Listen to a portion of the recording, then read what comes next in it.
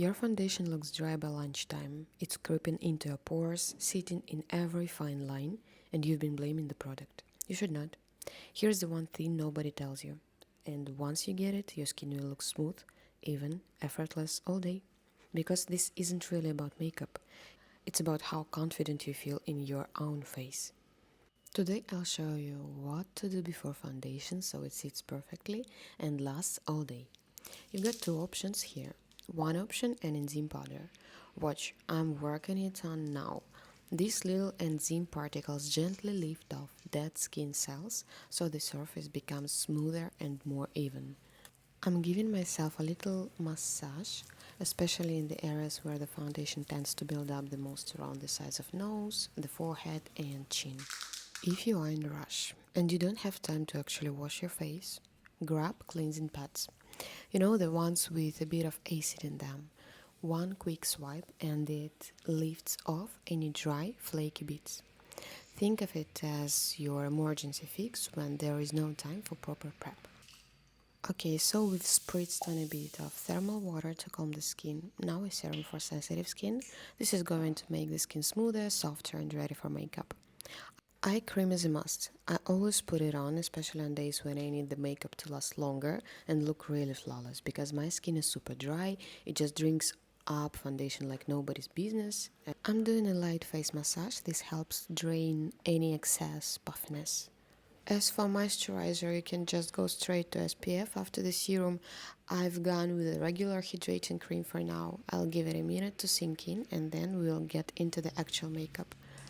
I'll be using a lightweight foundation fluid. It has great coverage, it's super long lasting and it doesn't emphasize anything on the skin throughout the day. So first I put a little on the back of my hand, then I pick it up with a damp soft sponge, and not every sponge is soft, so make sure you pick a soft one, otherwise it will only make things worse. Next, I start applying the foundation in little tapping motions starting from the center of the face. Also pay attention to this. The very first touch, right after you've picked up product on the sponge, has the most foundation on it. So those will be your most pigmented spots. You want to spread them out across a small area of the face first and only then start blending them together. We are not dragging the sponge across the skin, we are using a tapping motion, that's really important. I always recommend going for a foundation that's not super matte. Even if you have oily skin, you better off adding a mattifying powder on top later, because a matte foundation will emphasize literally everything on your face. And also a very important point. Don't try to apply foundation in this thick heavy layer just to cover absolutely everything. Foundation evens out the skin tone. If we need to cover specific things, little red spots, darker under eye circles, I prefer to layer concealer in a thin layer on top, just on the spots that need it. That way we don't build up too much foundation in one area, because if you pack on a lot of product in one spot where you need more coverage, you'll end up doing the same everywhere else, even where the skin is already even. And what you get is really obvious line between the face and the neck. By the way, I don't put foundation on the neck. Also a little hack to make your foundation look slightly luminous and natural and less intense. If, for example, you've got a really pigmented foundation, just add a couple of drops of either a hydrating face cream or an illuminating primer.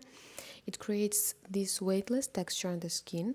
Also notice this, I'm applying a thin layer of foundation along the jawline and the chin, right where the face transitions into the neck, but I'm not actually dragging it down onto the neck itself.